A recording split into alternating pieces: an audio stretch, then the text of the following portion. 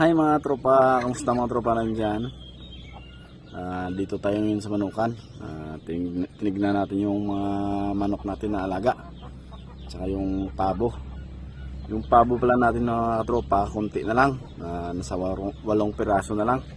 Dahil may bumili sa pabo natin. Hindi lang ako nagkuha ng video dahil nahihiya naman ako.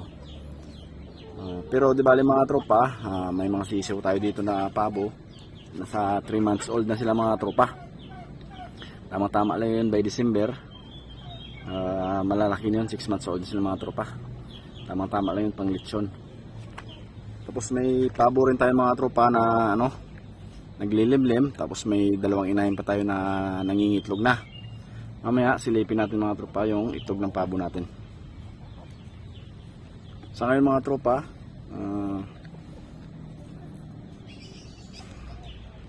yung mga alaga natin mga tropa, nakagala na sa labas kasi hindi na masyadong naulan.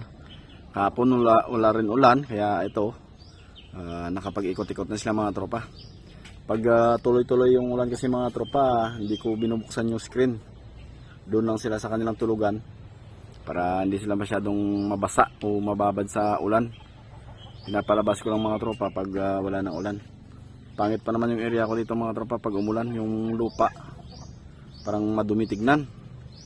Ngayon ayos na. Pero pag umulan ng tuloy-tuloy katalawang araw mga tropa, tapos kinabukasan ng kunting init lang, mabilis lang matuyo yung lupa dito mga tropa. Basta hindi nakagala yung manok, ayos lang yung mga tropa. Tapos yung 2 native pala natin mga tropa na roster, pinaglagay ko na sa kulungan. Yung isang pares ng roster natin na native, nilagyan ko ng hybrid na hens. Tapos yung kabila, isang roster tsaka isang native din na hens. Kasi wala naman na tayo ibang native na ilagay doon mga tropa. Yun lang yung iniwan ko sa mga anak nila. Ibali yung 2 roster, isang native na hens tsaka isang hybrid. Pero may hybrid pa ako dito mga tropa, roster 2. Nagpaplano pa ako nung pwede kong ipare sa kanila. Yun yung isang hybrid ko mga tropa, yun yung itim. Yan yung isang hybrid ko na roster. Yung isa na yun yung brown, yun yung hybrid din na hens, pero mga bata pa yun mga tropa. Kaso matataas lang yan kasi lalo na yung roster, yung tatay nila Brahma. Tapos pinag-meet sa native, kaya yan yung resulta niya. Mas dumami yung pagka native. Pero yung height niya naman mga tropa, kita nyo naman, grabe naman siya kataas. Kurutitititi. Kaso malayo siya. Tingnan natin mga tropa. Ayan. Kurutitititi. Kurutitititi. Kuha tayo pagkain para lumapit dito yung natin. Kagat mga tropa.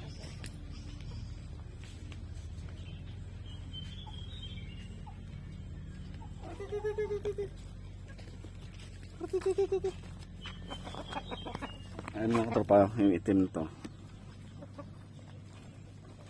Yan, so yan, yung itim na yan mga tropa. Hybrid natin yan. Katabi ng pabo yan. Yan yung hybrid natin na roster. Malaki rin siya, parang Rhode Island rin. Pero mas mataba yung Rhode Island mga tropa. Di natin alam pag nagkaedad na yan ng mga 1-year-old. Kung ganyan siya talaga kalaki kaya ng Rhode Island natin na mga roster na lalaki.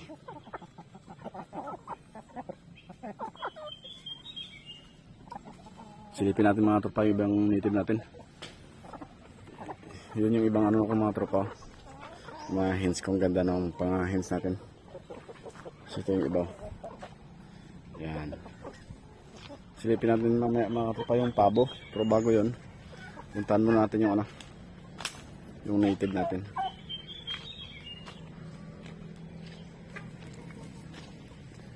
Yan pala mga tropa, isang native ko na zebra. Yung pangalan niya si Sib eh. Tapos isang native na babae rin, pinares ko sa kanya mga tropa. Tapos ito, paborito ko rin yung native na ito mga tropa. Pinares ko rin yung hybrid na hens. Yan, ginulong ko sila mga tropa. May 2 pa tayong bakante. Hindi ko pa alam kung ano ilalagay ko dyan. Kasi may mga native pa naman tayo doon na na sisiw. Tsaka natin lagyan yan. At least may reserba tayong mga kulungan mga tropa. Tapos ito pala yung mga native natin. Yan sila mga tropa. Yan yung native natin. Halos lahat yan nangingitlog. Siyam na yan. Yung iba doon naglilimlim. Naglilimlim na doon mga tropa. Yan. Ayos. Silipin natin yung itlog ng pabo mga tropa. Pasok to sa loob. Tingnan natin yung itlog ng mga tropa. Iglagay tayo ng paitlogan dito ng pabo. Tapos ito yung itlog ng pabo natin mga tropa. Madilim. Lagyan natin yung ilaw yan. Yan yung itlog ng pabo natin mga tropa. 3, 6, siyam. Siyam na piraso. Tapos yung isa naglilimlim. Nandun sa taas ng tropa yun, naglilimlim yun. Siyempre silipin na rin natin yung itlog. Kahapon nag-harvest tayo, nag isang tray. Ngayon hintayin natin mamaya hanggang alas 5 mga tropa. Kung ilan natin yung itlog na kukuliktay natin.